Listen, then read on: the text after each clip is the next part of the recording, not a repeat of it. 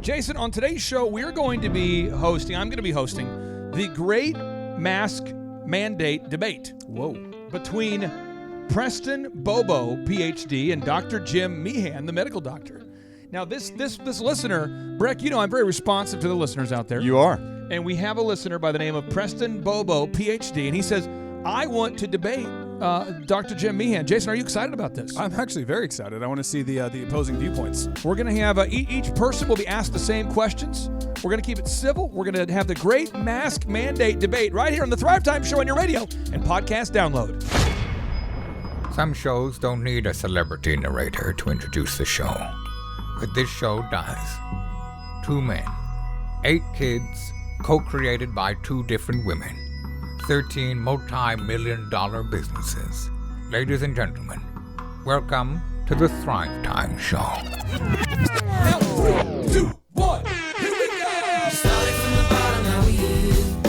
Started from the bottom, and we'll show you how to get here. Started from the bottom, now we here. Started from the bottom, now we here. Started from the bottom, now we here. Yes, yes, yes, and yes, Thrive Nation. It is a very special occasion because we live in the land of the free and the home of the brave, where we allow people to have freedom of speech and to freely debate things. And on today's show, I believe I've rounded up 2 experts that are very credible men who I think 100% disagree with each other. So today's show should be awesome. It should be exciting. And so I'm going to let each guest kind of introduce themselves. So Preston, we'll start with you. Can you kind of share what your background is in your education, just so people out there know that I have not rounded up somebody who's random that I met at Whole Foods. Okay, so sir, tell us your background. Sure. My name is Preston Bobo. My undergrad, I actually went to military school for some of my undergrad. I went to Norwich University. Finished at UCO here in Oklahoma, got my Ph.D. online at one of those online schools that were up and coming out of Florida. It was fantastic. I also am an OSHA 10 and OSHA 30 instructor. I am a first aid CPR instructor, nowhere near what Dr. Meehan is on medical stuff. So a big part of my job is reading scientific research, though. And so I've had a lot of opportunities to read research and dive into that. So I've been involved in PPE and hazardous materials for well over 15 years. I wrote the book for hazardous materials management, hazardous waste operations, emergency response. Well, you know, I have been called a hazardous material, so I'm excited that you're on the show today. And now we have Jim here. Jim, you are a doctor, and you have a certain background. I'd like for you to share your educational background. Again, just to verify that you guys are not 2 people that I rounded up at a local Baskin-Robbins or something. Right. My name is Jim Meehan. I'm a medical doctor. My primary training is in ophthalmology, and I specialized in ocular immunology, inflammation, and infectious disease. I also edit a medical journal of the name Ocular Immunology and Inflammation. So I've also trained in preventive medicine and actually quite a few other areas, but the focus of my practice has been preventive medicine, and really a strong focus in immunology, inflammation, infections, and mainly autoimmune disease. So I have a big background in autoimmune disease. I'm also military trained. I'm a former United States Military Academy West Point cadet. So it sounds like we got a couple of warriors here ready to go at it. Yeah. And I really appreciate Preston taking on the burdensome job of trying to counter the arguments of about 40 years worth of science. Oh boy, that says okay, it's going to support everything that now, I have to say. Now, don't sneak in those. Don't sneak. I'm keeping it objective here. We're gonna now. I'm Listen, sneaky. You're sneaking out. Here's how the rules are going to work. I will say, I do want to add though that only because you said this, we may only disagree on masks.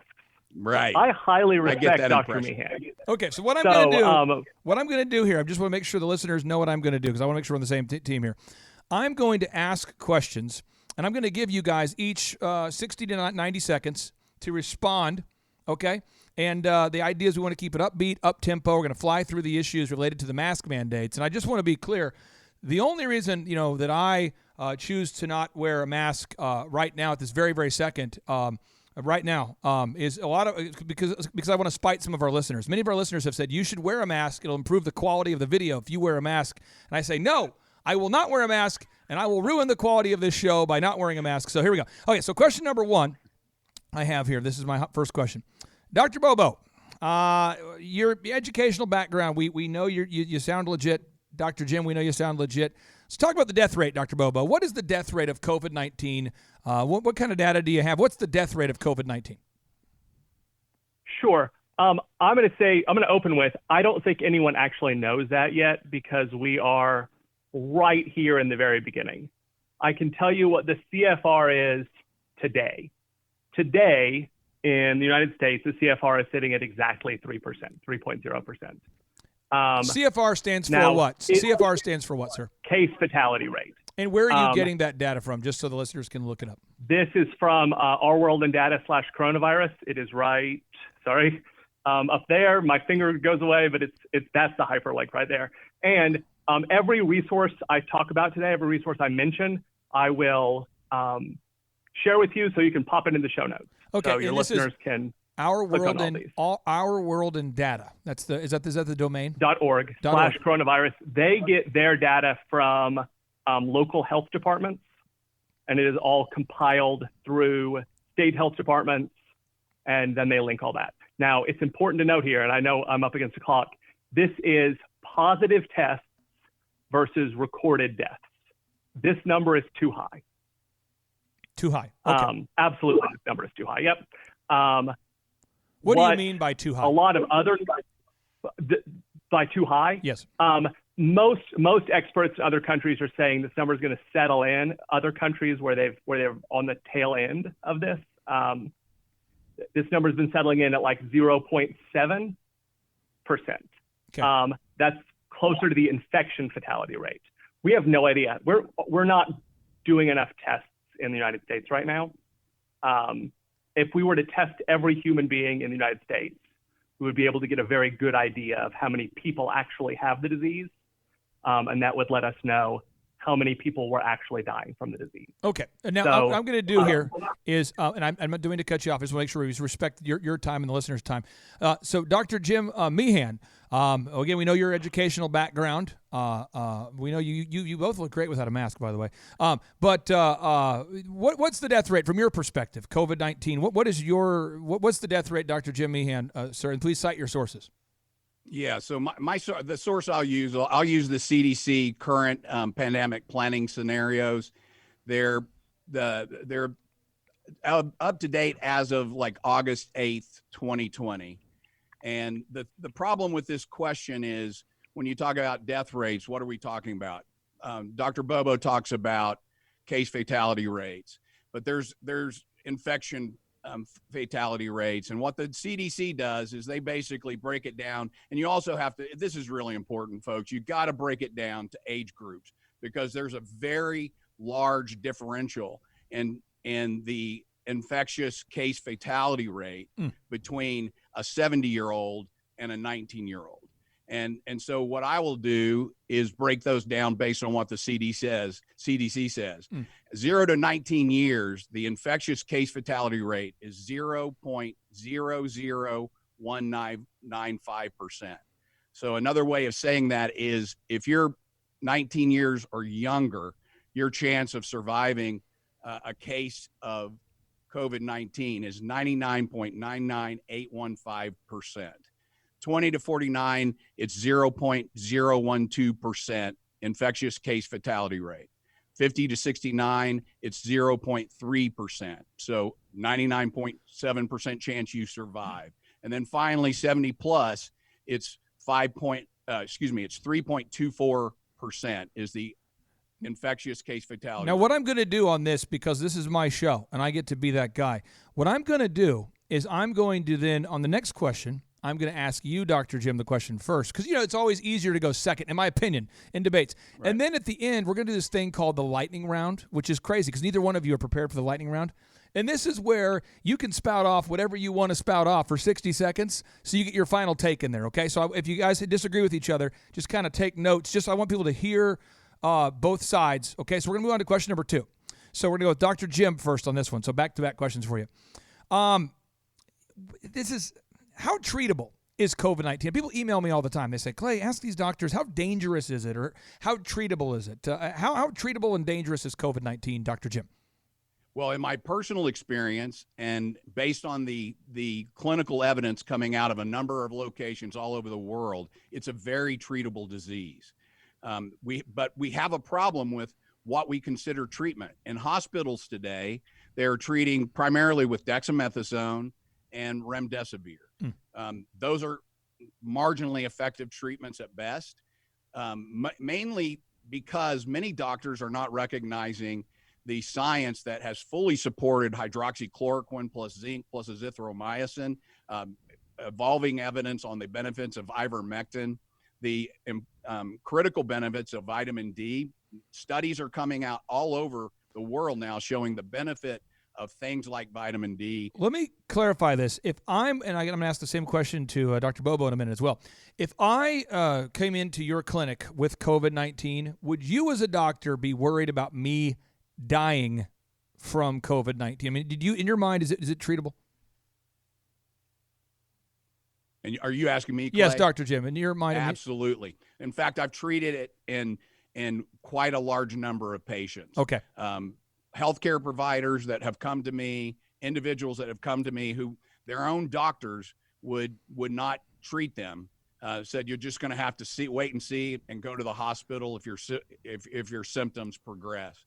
And I've treated those people, and none of them have progressed to hospitalization. So everyone you've treated, no one has died of the people you've treated so far? 0. Okay, now if you're listening right now and you don't want to see a doctor, and you don't want to see a guru with a Ph.D., just come to my office. I'll give you some Dayquil and some duct tape, and we'll see what happens. So, Dr. Bobo, I want to ask you, sir, how treatable or how dangerous do you believe that COVID-19 is?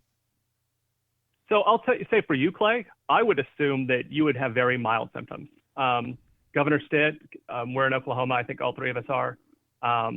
Governor Stitt had COVID and had 2 symptomatic days and 12 asymptomatic days. I would not be worried about getting COVID-19 personally right now. Okay. I might be worried about dying from it. So you seem very healthy. I don't think you have diabetes. I think you're great. I don't know about a lot of the treatments that Dr. Meehan just mentioned because I'm not a medical doctor. That's not what I do.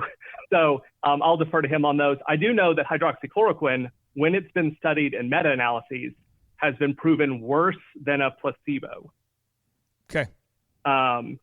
And I will link this to you, but significantly, when coupled with erythromycin. Now, real quick, I want to be clear here. I see Dr. Jim there. Now, Dr. Jim, yeah. Listen, I got to be objective here. I see him shaking his head going, no. Listen. When we go to the Thunder round, the Lightning round, the Yosemite Sam round, you guys are very civil people. You can say whatever you want. So as the other person's talking, if you feel I have some disagreement, take notes, and at the end you get to refute each other, okay? But back to you, Dr. Bobo. Just to make sure, because I know somebody took their eye off of you, Dr. Bobo, as you were speaking, and was looking at his dissent right there. It was silent dissent, but he was doing the thing. Okay, so back to you, sir. I will give you the floor back to you, Dr. Bobo. That's all. Just okay. You're about 7% more likely to die if you're treated with hydroxychloroquine and erythromycin. Okay. If I went to the hospital right now, I think I'd ask for plasma, but I would default to the doctors. Really, I would ask for. I've friends who are doctors, and I would ask their opinions. And okay, now, Dr. Bobo, the next question is for you again here. Do you believe that wearing a mask? Many people are watching this in places where there is a mask mandate. Many people are in areas where there's not a mask mandate. Do you believe that wearing a mask reduces oxygen levels for humans that wear them? Oh, okay. The oxygen question. I know for a fact it doesn't, and I can prove it because I have my handy-dandy gas meter with me. So if you'll indulge me for just a second. Yes. This is a probe. A probe. And you may have loud noises here, and so if that happens, I apologize. Sure. By the way, folks, anybody out there, if you ever get a chance to use the word probe in any other type of scenario, please don't ever use the word probe unless you're talking about this particular thing. Don't say the word probe. So, Okay. so this is the foregas with the probe hooked up. Okay, here we It go. is making noise, which is why I did not turn on the probe. This is almost silent. This kicks on and then makes noise. So it is pulling oxygen from the ambient air. I don't think this will show up on camera, but it's reading 20.8% oxygen in my office in here. Two things. I choose to believe you. You're holding it up to the camera. I can see it. Now, if somebody's watching this and they can't see it, I can tell you I can objectively see what you're saying is true at this point. So now, this is an N95 mask. Okay.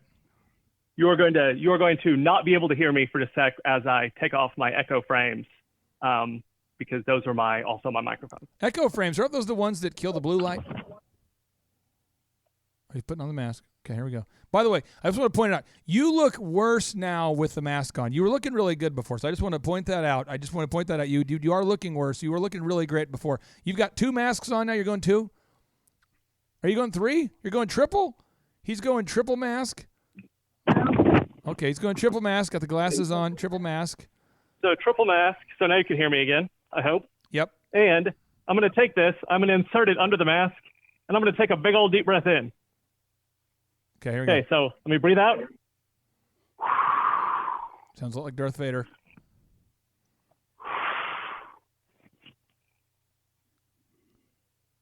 Okay. Now, why is this be important? Because when you breathe in, you're pulling air into your lungs through the mask. Okay. Now, watch what happens when I breathe out through the mask. Okay.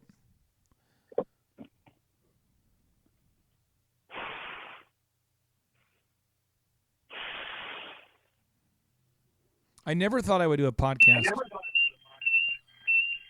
What's Okay. happening? What is happening? Oh, Shaka Baba. The alarm's going off. Okay. By the way, I never thought I would do a show about this. I just want to throw it out there. I've never thought I would have this sort of a show, and I'm kind of enjoying this whole process. So, okay, continue. So when you breathe out, you have less than 19.5% oxygen. Okay. So what happened was I just pulled 20.8% oxygen through all 3 layers of masks.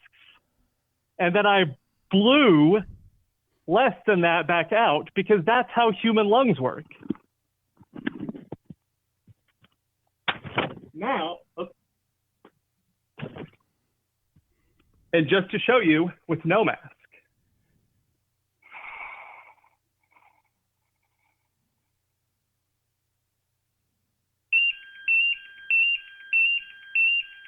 I kind of want Masks to. can't.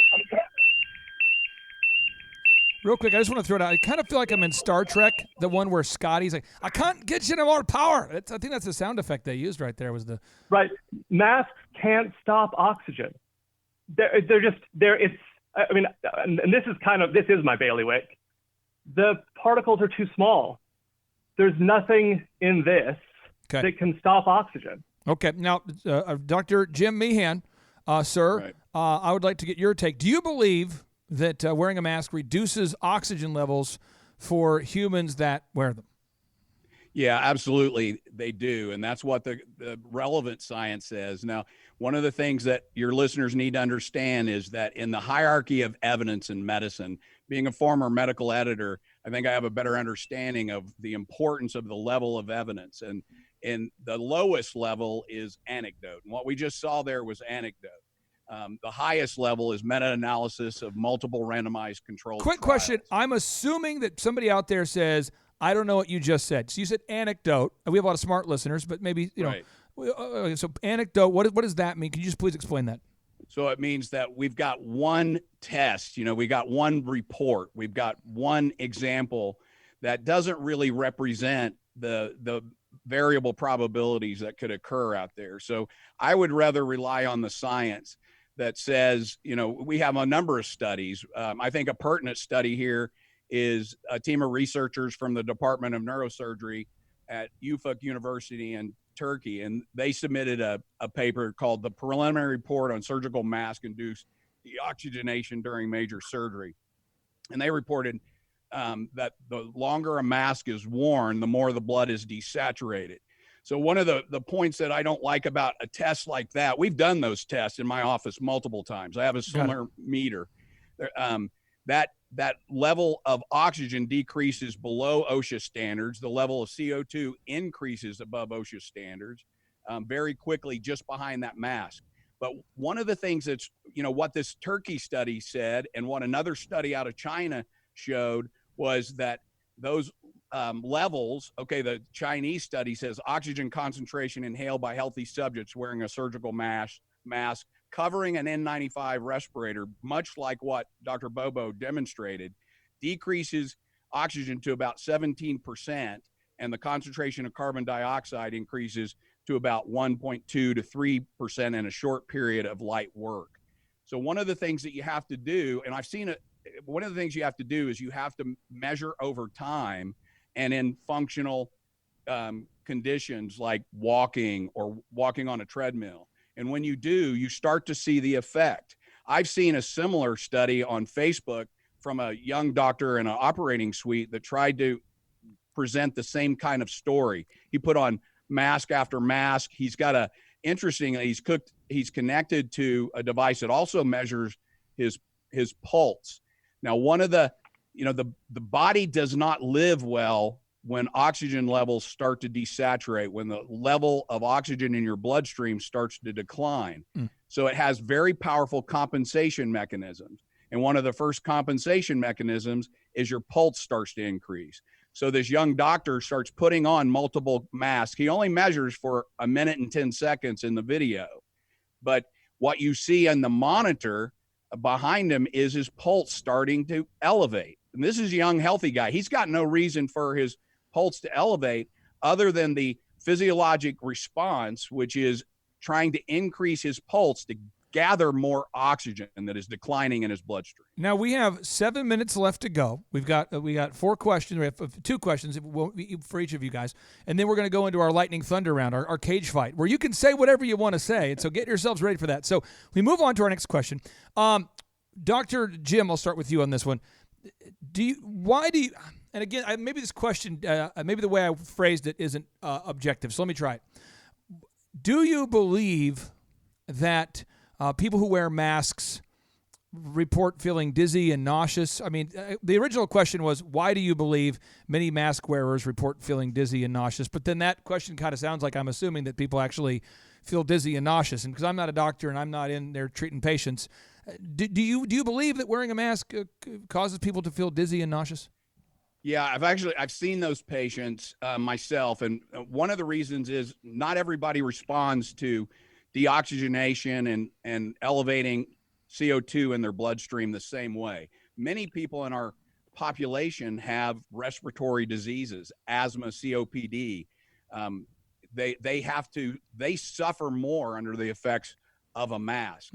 Now, when this issue was studied, again in a population of healthcare and paramedics, nurses, physicians, and paramedical personnel, 158 of them at the National University Hospital, on average, when they wore an N95 for 6 hours per day, the new headaches in 128 of the respondents, 81% of them had new headaches that they had never had before.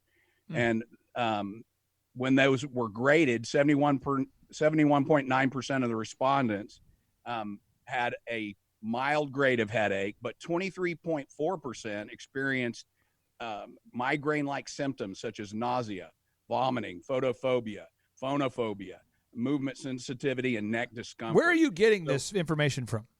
Yeah, so this is from a study entitled PPE-associated headaches increase among healthcare workers amid COVID-19. And if you guys Clay, I'll share with you all of my notes with all of the references to the relevant site. If both you, Dr. Jim, and Dr. Bobo, if you could put all your notes on this Google Doc we're sharing as soon as we wrap up the show, I want to put them up there so all the listeners can look at it. And again, I want to thank Dr. Bobo for his courage. He reached out to us via social media to set up this debate, and I appreciate you both passionately sharing your viewpoints here. So, Dr. Bobo, do you believe that wearing a mask causes people to feel dizzy and nauseous, or what's your take on that, sir? Absolutely. I 100% believe it does. The Asthma and Allergy Association, the Asthma and Allergy Foundation of America has a section dedicated to this on their website where they're very clear. It changes the way you breathe a bit. They say that for asthmatics, having asthma is not an excuse not to wear a mask, but you may need to practice at home to wear a mask in public. It doesn't decrease your oxygen. That's impossible. But it does change the tempo of your breath. And so you may need to get used to it and you find, a lot of people will find they just forget they have it on. At our office, I know several of our young ladies, we have a mask requirement when we're in our halls. They've ended up pouring coffee down their fronts because they've forgotten their masks were on when they got back to their desk and went to take a drink of coffee. Just so they've gotten so used to it. We see this when we put people in SCBAs. An SCBA is a self-contained breathing apparatus. It blows oxygenated air at you. 100% of the time I put a guy in an SCBA, he gets a headache that night. I guarantee that respirators give people headaches. That's not because they're getting inadequate oxygenation. It's because it changes the tempo of your breathing. It's something that people have to get used to. Now, 100%. Now, a final question I have before we go into the Lightning Thunder Crazy Round. This is for Dr. Bobo. Does wearing a mask, do you believe that wearing a mask effectively stops the spread of COVID-19? Absolutely. Behind me is a graph from a really good study, and I'm going to try to switch to just Oklahoma. Here in Oklahoma, we have a very interesting study going on where we have only the towns in Oklahoma that have mask mandates versus the towns that don't. And what website are you getting this from there, sir? So this is from the State Department of Health. If you get those numbers daily. Got it. Is this Kendrick this study? Here is from a study about study, Preston? Is this the Kendrick study? No. I've been tracking these daily. I've just been putting them into a Google spreadsheet. Real quick, I'm going to deduct 1 mega point for Dr. Jim Meehan for asking a question. No, it's fine. I actually really wanted to interrupt him earlier when he was talking about. I wanted to ask if that was this is how it happened. This is the slippery slope, and this is what happens. Next thing you know, you got a reporter asking Barack Obama questions like, "Sir, why do you hate the kids?" Or people asking President Trump, "Sir, why do you hate the kids?" And I don't want to get into that. We got to keep it right down the middle. We got to keep. So you keep going, Dr. Bobo. I will get the picture over to you. But if you look at the cities in Oklahoma that have passed mask mandates, they have seen a slower increase in COVID cases than the municipalities that have not. Okay. And this has been true just every place that's passed a mask mandate. We've seen significant drops. Okay. Now, and this has gone through. Even President Trump said, "Wear a mask. Whether you like the mask or not, it makes a difference." Now, we need all the help we can get. Sorry, I didn't mean to cut you off. No, it's okay. It's okay. I want to make sure the listeners we're all taking notes here, fact checking, researching. Okay, we're moving on to again, Dr. Jim. I want to get your take on this before we move into the crazy round. And okay, so now, Dr. Jim, wearing a mask, does it effectively stop the spread of COVID-19? No, and I'll counter Preston's, Dr. Bobo's, Oklahoma data with the National Bureau of Economic Research. They looked at 25 U.S. states and 23 countries. The largest analysis of the epidemiologic data of any analysis thus far. And the paper's conclusion is that the data trends indicate that non-pharmaceutical interventions, lockdowns, closure, travel restrictions, stay-at-home orders, event bans, quarantines, curfew, and mask mandates do not seem to affect virus transmission rates. The conclusion of some of the leading epidemiologists in the world and all over the world is that the curve looks the same everywhere it's studied. It's a Gompertz curve. It's the standard infectious curve where you go up rapidly and then you come down. And where are you getting this? Bit slower. Where are you getting this data from there, Dr. Jim? So this is the National Bureau of Economic Research. And you're going to put this on the notes. NBER. You're going to put this on the notes. Yes, So I will. both of you guys, as it's soon a as we- really powerful study. And what we're really finding is that no matter what you do to try to mitigate, we've experimented on the population with a lot of new interventions, quarantining healthy people, the lockdowns, mask mandates, and all of these experiments have essentially failed. They end up looking the same as they always have. Every viral pandemic that we've experienced has very similar features, and the masks are not mitigating that in any way.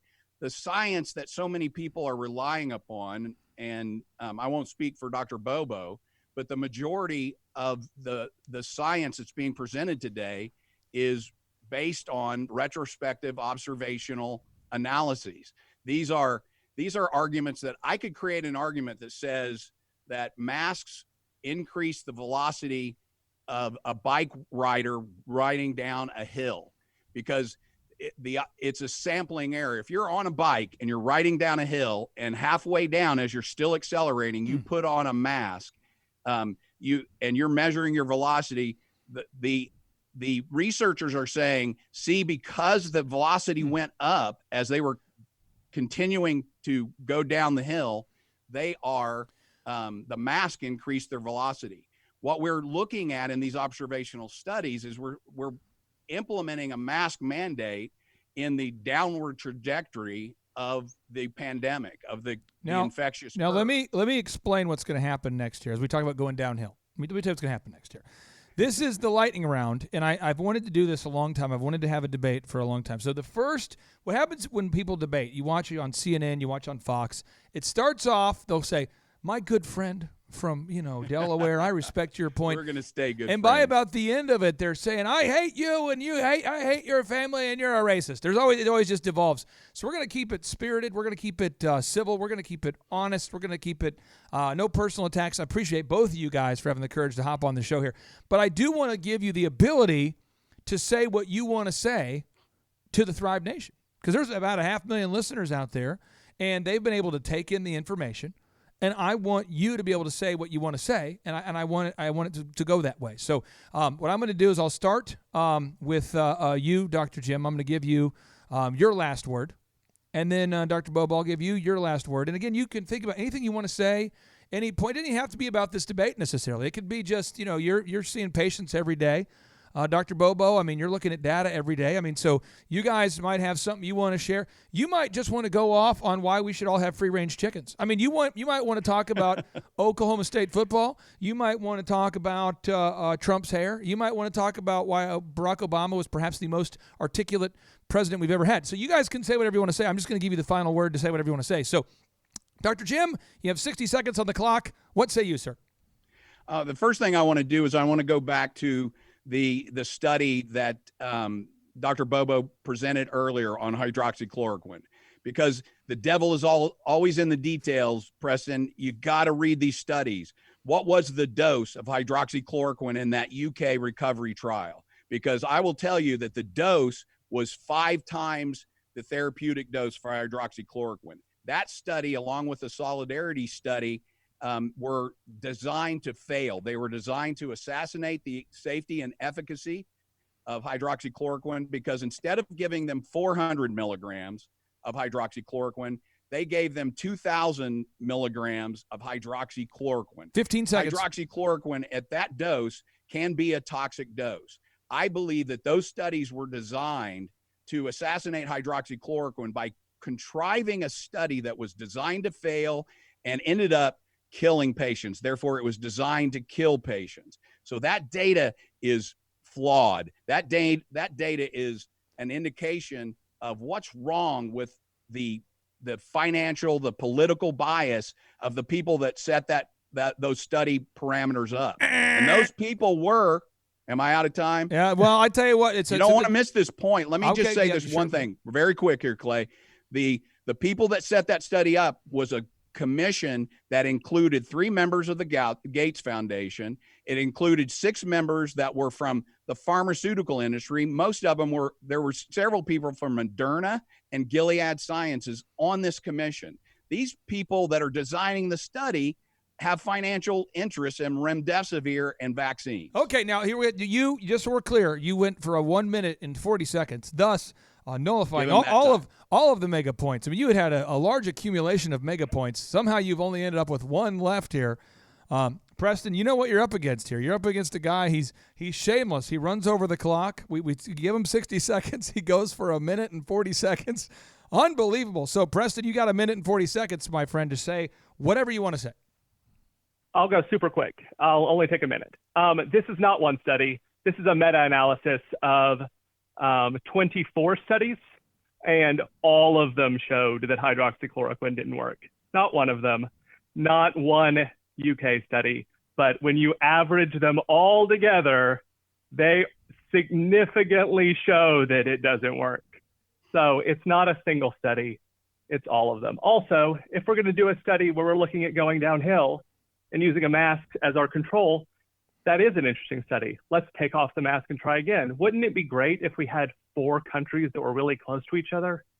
1 of them where we didn't have masks and 3 where we did? How about Denmark, Finland, Norway, and Sweden? Look at the death curve for Sweden. Look at the death curve for Denmark, Finland, and Norway. I know a lot of people like to say, just look at the deaths. There it is. What's the difference? Masking. Well, I tell you what, you guys, I appreciate you both for being here. I love the fact that I think, again, you agree on your right to free speech. You agree on being civil. I appreciate both of you for doing that. I want to give a special shout out for Dr. Bobo for agreeing to be here on the show and for actually facilitating making it happen. He reached out to us via social media and has been very kind and very civil the entire way. I really do appreciate you. Dr. Jim, I appreciate you. I know you're seeing patients all the time right now, especially during this COVID thing. I mean, you're seeing patients every day, and I appreciate you taking time out of your schedule for doing that. And I believe neither one of you got paid anything to be here. So, again, I want to thank you guys both for being here. Well, no, the Gates Foundation did cut me a $500,000 for being here. All right. Well, you guys, thank you so much. And just so we're clear for the folks out there, all I'm going to do in the editing process is I'm just going to add an intro to today's show. I'm not going to edit out a single word that was said. I'm not going to edit in anything. I'm just going to leave it as it is. That way it's as objective as possible. I have one final question for you. Dr. Bobo, if people want to learn more about you, is there a place they can go to? Is there a website? Is there a social media handle? Nobody wants to learn more about me. Okay. No, honestly, no. I mean, they could follow me on Twitter if they really want to see random retweets of real medical doctors. Okay. No, there's no place for people to go to learn more about me. Okay. And then Dr. Jim Meehan, where can people learn more about you, sir? You can go to my website, meehanmd.com, and I blog about a lot of these topics, and check out my blog page, and you'll find all the scientific references. I will say that I do have a YouTube channel that has 3 videos. 2 of them are me in Oklahoma heat wearing 3 or 4 masks with a pulse oximeter for half an hour in real time. So if your viewers want to watch that, they are incredibly boring. They were streamed on Facebook Live. And so if they really want to see more of me, that's how they can get all they could ever possibly want. Awesome. Thank you, guys. Hope you have a great rest of your day. And again, I appreciate you for being here on behalf of the Thrive Nation. Thank you, sir. Folks, there you have it. That's Preston Bobo, the Ph.D., and Dr. Jim Meehan, medical doctor, and the great mask mandate debate. I encourage you to look at their sources and then to share this show with friends. And now, without any further ado, Dr. Breck. Dr. Breck, are you prepared to end the show with a boom? Yes, I am. Jason, are you prepared to end the show with a boom? Always. Nathan, are you prepared to end the show with a boom? Mentally, yes. Here we go. Ooh, mentally, are you ready physically? Oh, yes. Physically, yes. There we go. Okay. Sorry, took a minute. Wow. Okay, here we go. Happened so fast. Here we go. 3, 2, 1. Boom! You nailed it, Jimmy. You nailed it. You nailed it. You shot every move exactly like I showed you. I am so proud of you, boy. Jimmy! I say you come for my blood! Can you get my blood? Jimmy! Please don't encourage them. Come on. Move! They may look cute and innocent, but they're nothing but a beehive for germs and bacteria. Remember the slides I showed you? Jimmy! They have things. You smell like a winner! Do you mind? You smell like you want to say? Ladies and gentlemen, the judges' scores are